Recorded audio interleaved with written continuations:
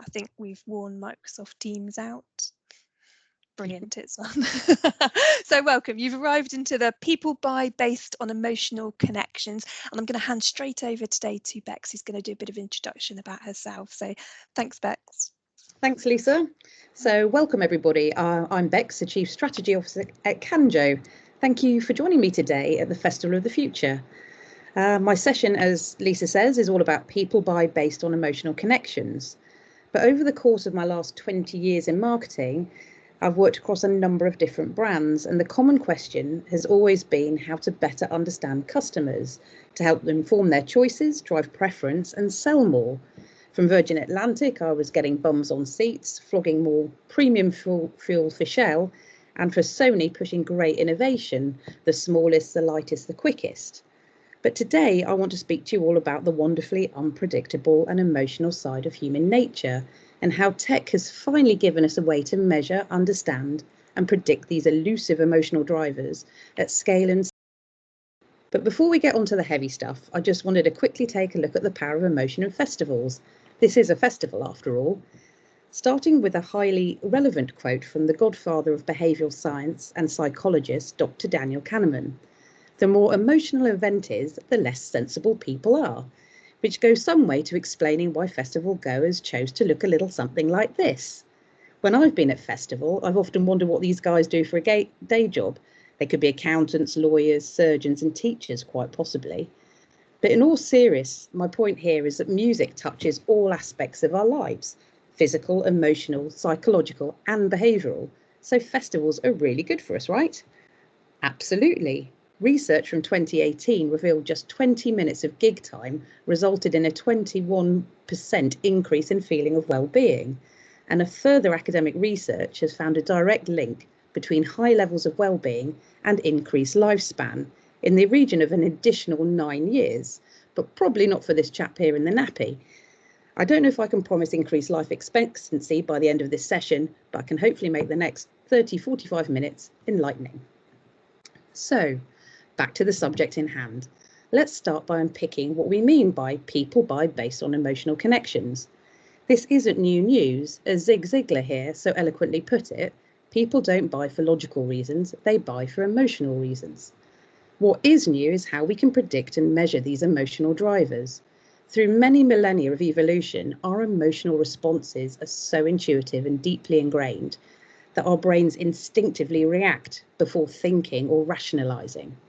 It's more important than ever for businesses to be attuned to these emotions of their target audience. Whilst emotions may at first appear quite abstract, it is now possible to study and measure with confidence and accuracy. So how do we even begin to start understanding these drivers?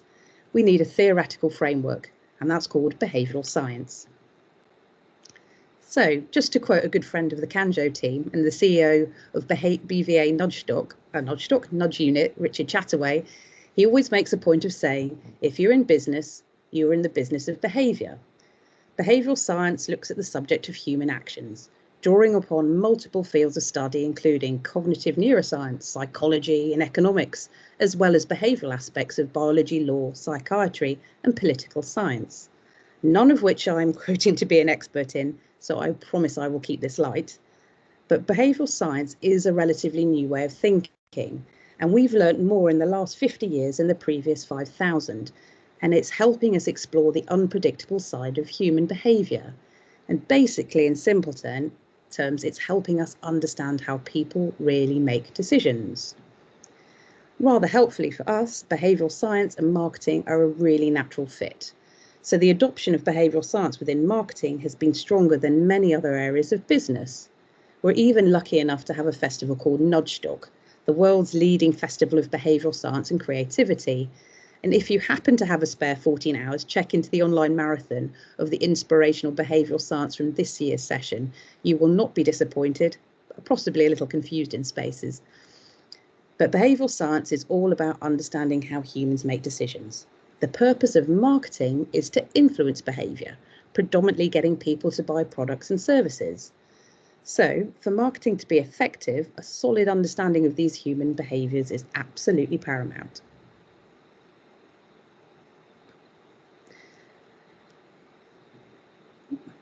So, to quote advertising legend David Ogilvy, he recognised back in the 1960s that one of the most fundamental challenges we face is in understanding human behaviour is that people don't think how they feel, they don't say what they think, and they don't do what they say.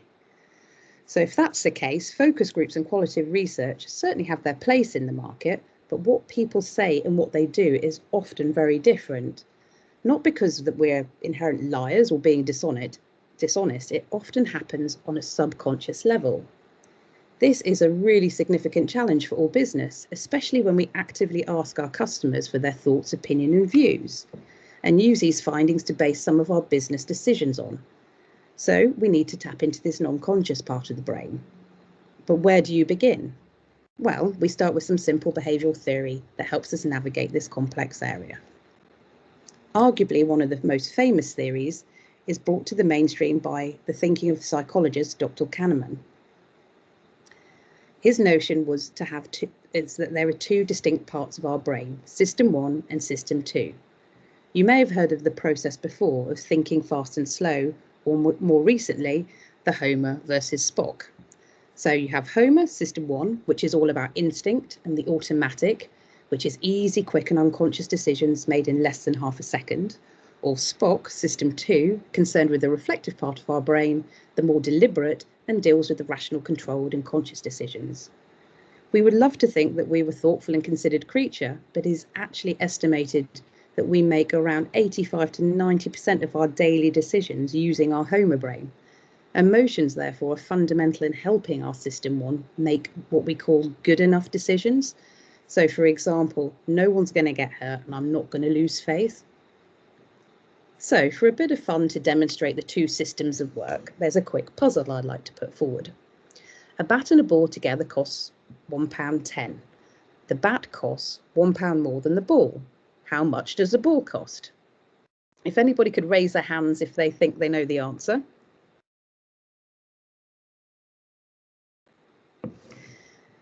Don't worry if you answered. I feel like I'm just going to get this wrong, Bex. Go on then. I'll go for 10p. Yep, you're wrong. I was going to say, don't worry if you answered 10p, because the majority of people do. The correct answer is actually 5. Which obviously most people can work out after spending a little bit more time thinking about how the question is structured. So it just shows how our instincts quickly kick in to kind of instinctually give us an answer. Another really good example is if you can cast your minds back to a time when we did drive to work and how automatic it becomes, almost like you don't need to think about it. And scarily, sometimes you can't even remember getting to your destination. And the difference when you're driving somewhere new, concentration levels really rise and you pay a lot more attention to the sat-nav. But I think what's really important here is that we're aware that these two systems do not work in isolation, but sit on a continuum of decision making. They are complementary of each other. Neither System 1 or 2 are good or bad. They both can be biased and make mistakes. It's an integrative approach that makes the decision making meaningful. So, when we start to look at how our brains do process this information, a really key factor is to look at how effective your communications are is the cognitive load. Cognitive load is typically increased when unnecessary demands are imposed on an audience. You're making the task of the processing of the information overly complex. Because we already live in a complex and an increasingly busy world, there is so much choice all around us. We have to react quickly. And this sometimes, if we've got too much choice, can cause what we call paralysis, where we almost freeze because we can't think of making a decision. For example, we don't have 3 hours to spare weighing up the pros and cons of 2 shampoo brands. That's why emotional drivers and the need to gain attention fast are so important. So again, engaging on the System 1 level is absolutely crucial. So a little fun practical application I'd like to share with you is from a behavioural economics test run by Ogilvy Change back in 2015 when I was there. And they applied some behavioural nudges. For those who don't know, a nudge is designed to help people make a better choice for themselves without restricting the freedom of choice. So, for example, putting fruit at eye level counts as a nudge, banning junk food does not. So sticking with the food analogy, well, of sorts, this particular test was designed to persuade shoppers to eat dry roasted crickets, of course. In fact, they persuaded almost 400 people to try the little crispy critters. Poster 1 is all about the fact base, the nutritional values and all the good values there, and it appeals to the Spock part of the brain, while poster 2, grab your grubs, works on a very different nudge, a nudge of scarcity or loss aversion. So the most successful poster by a long shot was grab your grubs. This brought 154 people, an increase of 126% over the impact of the rational ad. The creative played on the fear of missing out, or FOMO phenomenon, which is hardwired into us, a tactic that we are very familiar with. Just think about how we use for a limited time only, or only 3 seats left. So this shows at one level how functional benefits of products don't perform as well as those that tap into consumers' emotional and behavioural connections.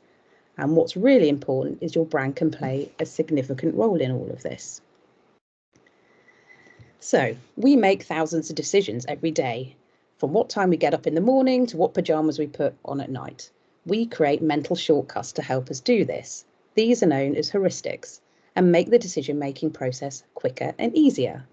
It's no different when you pick a brand, especially if there's so much choice and people are increasingly time poor. It's stated on average 75% of people spend just 2 seconds looking at a print ad. But through building the right mental and emotional associations, the brand you can develop more meaningful connections with your customers, and those associations will be front of mind when it comes to making a purchase. These 2 aspects are known as mental availability, ease of bringing to front of mind, and physical availability, you can get hold of it, for example, your distribution network and price. But you also need to continuously push these memorable availability cues to keep reinforcing them, to make sure people know you are there and that your brand is on the market. So think of your brand as a heuristic. With so much competition, what you can make your purchase decision as simple and as fast as possible for your customers. Use these shortcuts to your advantage. It will help preventing the overload, which is the cognitive side of your audience, which I'm probably doing right now in this talk. So I'll move on. Another area that we want to really focus on is that it's a common mistake that business people is remembering that you are not your target audience. And as a career marketer, it saddens me to say your customers do not think about your brand as much as you do. We tend to over-rationalise in the workplace. We think about our brand's products and services in a system 2 way, very thoughtful and considered, but people you are targeting are making fast, instinctive and emotional decisions in system 1. So experimentation and testing can really help here, and it's technology that has made it possible to do so.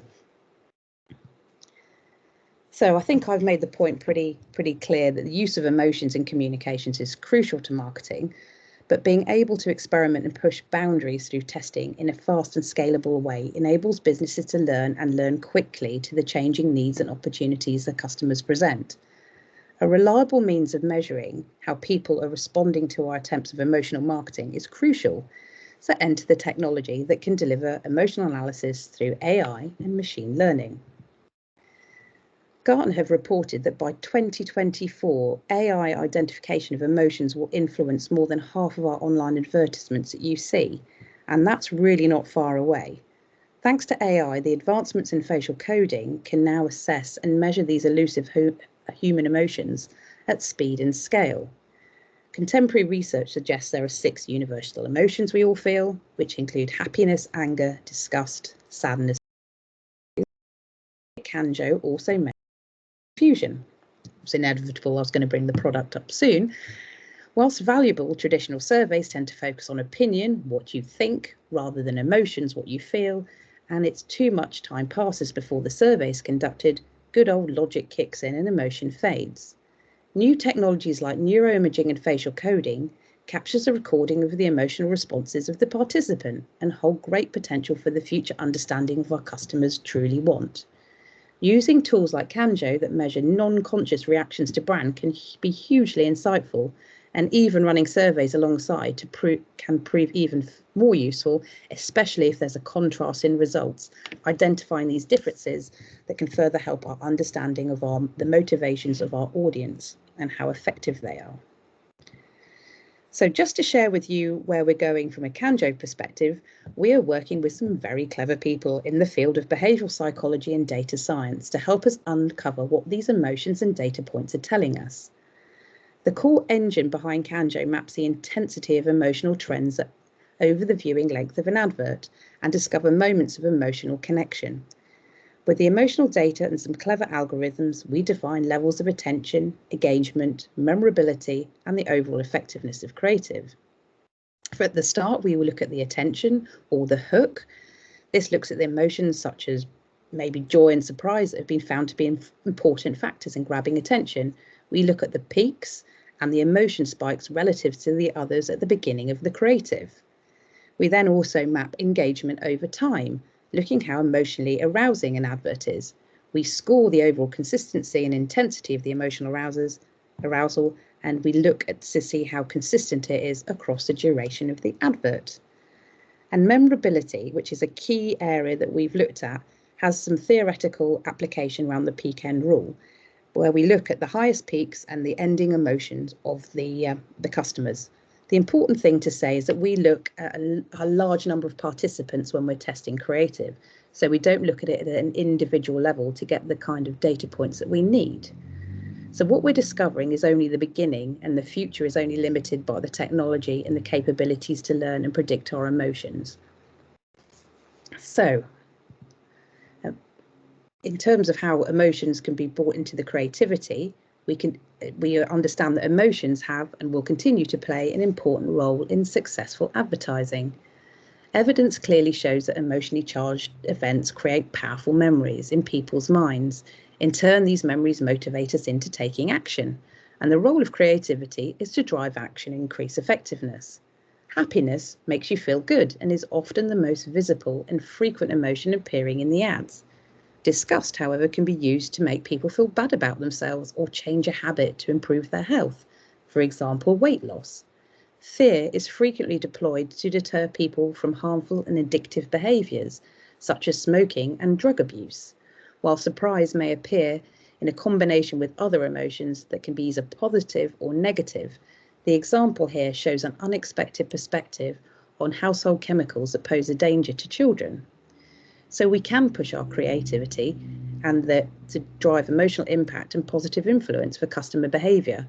And through enabling technology, we can test this creative with confidence. So pushing the creative boundaries by applying science to marketing first and understanding how it influences behaviour rather than stifles creativity, it actually encourages it. As long as you appeal to your audience and the product and produce a desired response, you should be free to create campaigns that cut through and grab attention, providing they deliver the desired outcome. Most experienced creatives use this applied thinking without thinking about it. Yep, you got it, system one. It's instinctive and natural, but a good understanding of behavioural science and using associated measuring tools like Kanjo will give you the reassurance that you're producing the most effective creative campaigns. But there is a word of warning: don't throw the baby out with the bathwater, or you'll leave those valuable brand heuristics, the consistencies and associations you've worked so hard to build. Tropicana is a great example. The iconic straw in the orange campaign got changed and sales plummeted overnight. You must recognise your brand strengths and capabilities on those with creativity, until it means you make subtle tweaks and improvements before you take it too far. So, moving on. What did we find out about you? Well, I think I found out, and as I was saying to Lisa, that people don't like participating in live demos when it comes to talks. So what I did do is I asked for you guys if you wanted to get involved in the tech demo, but sadly the responses weren't high enough to make a feature of this. But I would like to make a special shout out to Carolyn from Dorset Council, who did take part in the demo. And next time I might apply a little nudge theory and through FOMO to my communications in terms of missing out. So there'll be a very light piece here.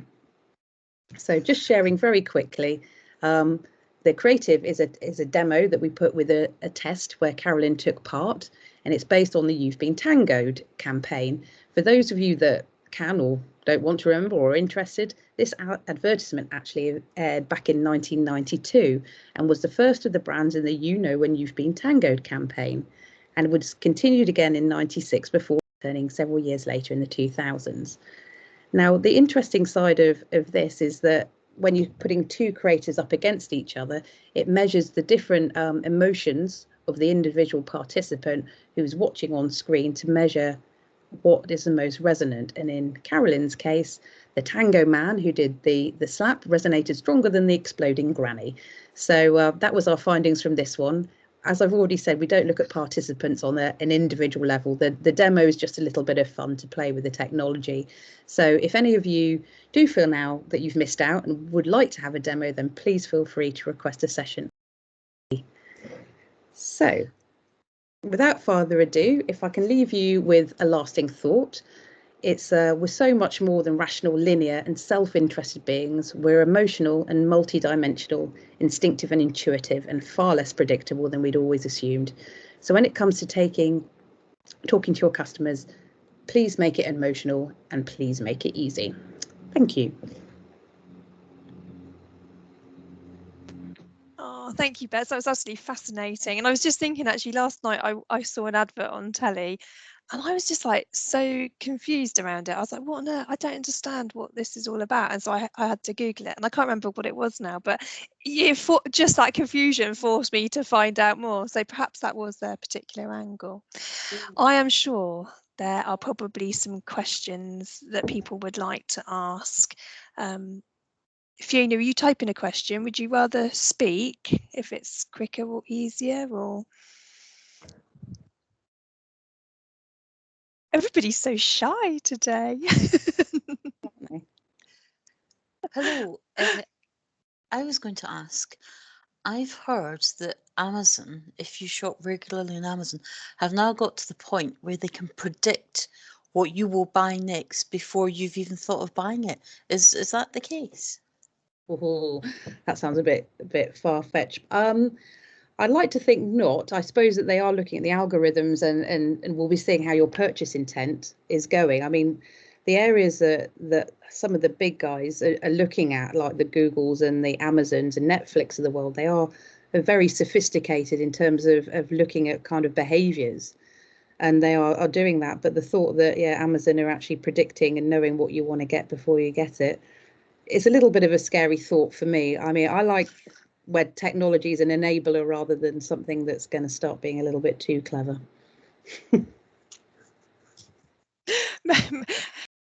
Mo said maybe they're listening in using Alexa or something. That's how they know what we want. But it's true, if you use Google, isn't it?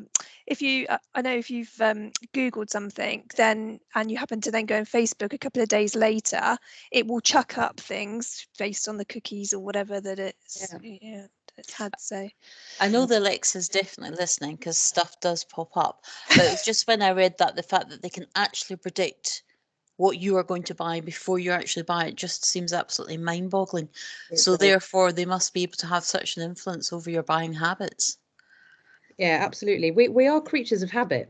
I think that is, I mean, even if you look back, I suppose, beyond the technology, and you looked at kind of the days when loyalty programs were really kind of coming into their own, they were predicting behaviours based on how we've responded in the past. So it's not surprising that technology is kind of speeding up that process. I think it's just being very careful of how it's being used and that information. And I think there will be a backlash from certain people that will feel that that's very intrusive. Or it might make Christmas a lot easier, you know. Would build your basket. If they want to pay for it as well, it'd be nice, wouldn't it? Claire's just has popped a question in the chat box that says, any examples of something just popped out. Any examples of major surprises to the same ad using the tech versus focus group responses so far? I was going to say, we actually use quite often recall as part of our process when we're doing it, because I think what's really nice as part of the technology is you don't use it in isolation. So for memorability, for example, when we're looking at how how an advert sustains in the memory of the participants. We use recall, and quite often there is a correlation between what people think and how they feel, but how much time that elapses between the two is where you start to see the emotions fade, and kind of we post rationalize quite quickly.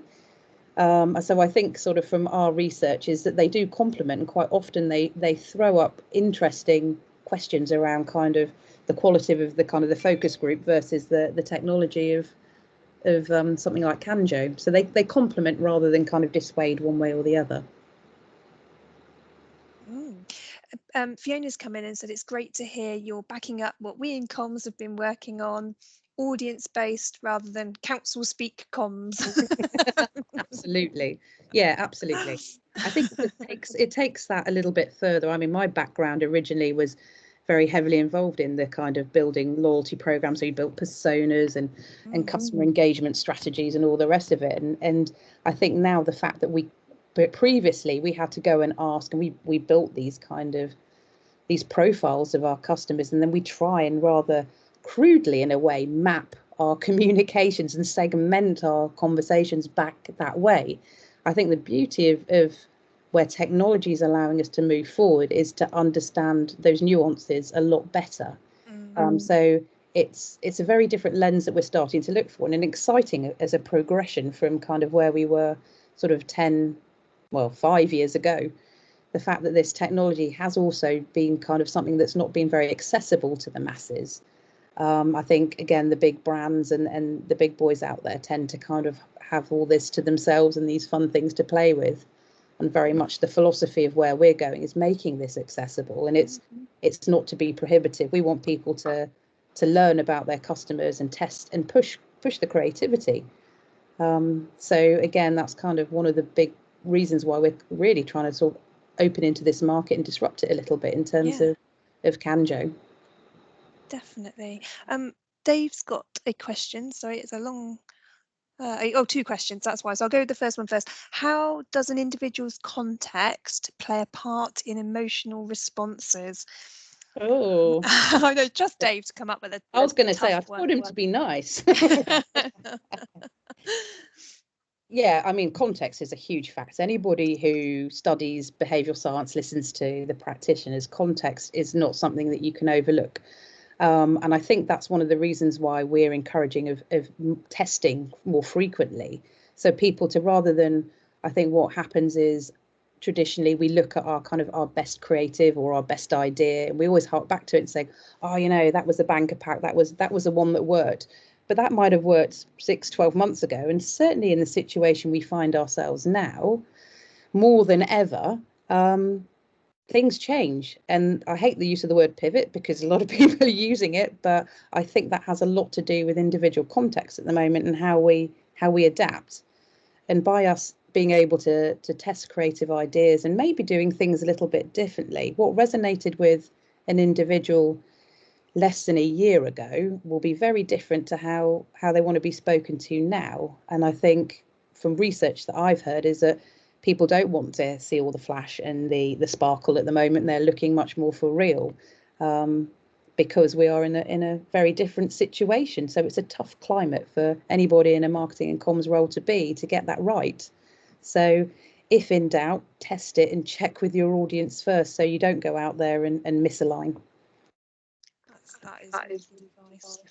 Would you support charities, or dare I say the public sector, pushing the button of negative emotions, fear and anger to get a required response? An area that I'm really interested in, because I have dabbled in my career in the not-for-profit and charity side of things, and it's not unusual for charities to play with some of the emotional side of things. So when you look at the appeals and how they look to drive donor engagement and supporter engagement, it's not uncommon to talk about risk, fear and loss. I think what they had a very bad rap for probably about 3 or 4 years ago was the overuse of it, and it almost saturated the market. Everybody switched off because not every appeal is urgent and not everything else is working. So people stepped away and kind of said enough was enough. I think that there is a place for it, but I think it has to be very carefully used. And with anything, if the cause isn't relevant to the individual, it won't resonate no matter what. It has to have a purpose. So we're not going to get everybody to support everything. And I think the fact that emotion should be used within the charity sector, absolutely, but it should be used with a light hand and a lot of consideration to what they're doing. And they certainly shouldn't be scaring donors into the fact that without their help, people are going to suffer. Because certainly for some more vulnerable donors and those parts of the group, then that is not a message that you need to be giving, and we need to protect people from that.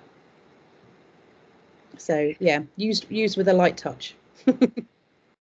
Definitely. And I was just thinking about of instances where younger children or young adults have been, they're targeted to get to the adults as well, potentially, haven't they, in some cases as well. So another one from Mo. Curious whether you think government comms and their agency tested ballet dancers. Next job is cyber. I've seen this in the media. Yes, I do know what it was all over social media this week. Have you seen it, Bex, or not? No. Mo, did you want to pop your mic on and speak, or there was a few images. Can you hear me? Yes. Yeah. Okay. Yes, it really hit social media. It was like an own goal. And I just wonder whether it was a campaign that the government and their ad agency, I don't know who it was, rolled out without like testing, the response to it, be it along the emotional lines that you were saying, but it was literally an own goal. It just trended on social media and loads of memes came out. So they've withdrawn the ad as quickly as released. No, I have actually missed it, which sounds like a bit of a shame. I'm going to go and have a look. So yeah, it's sadly, not uncommon with our government at the moment, is it? So I think they should really, considering they've got some of the biggest nudge units and behavioural scientists at their hands, they should easily be able to get an advert right. But I think this is an area that it is growing. I think behavioural science is huge within that sector, but absolutely the idea that they should have checked and tested the market before they went out with something that would offend or they're going to be a target at the moment, so they need to be super careful. So they've left themselves wide open again. Then well done them. But I'm going to go and have a look now, see what it is. Ballet social media and ballet dancers. I'm sure there'll be some spoofs of that going out, no doubt. Definitely. I do wonder if sometimes though companies do this and they do it just to get a reaction, and that's enough publicity. Then they take it down. And no, exactly. Yeah, no, there are definitely stages and agencies that have gone out there particularly to cause disruption, and they know that there's not going to be necessarily good press, but it's still very effective at raising the profile. It's not a strategy or tactic I would say is advisable to many or the faint-hearted. You've got to have some pretty big pockets. I wondered what you were going to say. Yeah, I was going to say the other one. I was like, no, deep pockets. That will well done. Be able to back that one up if there are any legal Lindsay's posted a link for you into the chat for the ballet dancer ad, so you can check that out later. Wonderful. Thank you. Okay, any other questions from everybody? I think we've had a comment. It was a brilliant presentation and discussion, Bex, so thank you very much. I could probably go on for another hour. I'm just checking. Elaine's just typing. Yeah, Elaine said very interesting presentation. Thank you. Yeah, that's great. Well, it's a wide and vast area. This is obviously just the very tip of the iceberg, and just to whet everybody's appetite. I think the whole idea of technology enabling us to do something that's really quite powerful is very exciting. And from a communications point of view, the fact that we don't have to go out and sit through hours of focus groups. Yeah. It's always very hard to do, plus in the climate that we find ourselves, that we can get out there and talk to our customers and find out what's going to work and what's not. It's very exciting. So definitely. And your email is on that last slide, isn't it? And I'm sure you don't mind if people wanted to get in contact. No, absolutely. Very, very happy to hear from anybody. Oh, Claire said we all feel we've missed out on the demo now, so need to follow it up. Yeah, absolutely. Yeah. So do get in touch with for Bex for that. That would be brilliant. Okay, well, thank you. I'll wrap that up now. It seems like a good place to end. So if you want to know more about Futurefest and Digital Dorset, follow at Digital Dorset. And I can't say there's more sessions, don't feel like you're missing out, but all the sessions that have taken place, and there's been some brilliant sessions, including this one over the course of the 3 days, are all on Digital Dorset YouTube. So do check it out. There's lots of brilliant content up there, and enjoy the rest of what's left of the day. So thank you. Thank you, everybody. Thank you. That was Petunia. Thank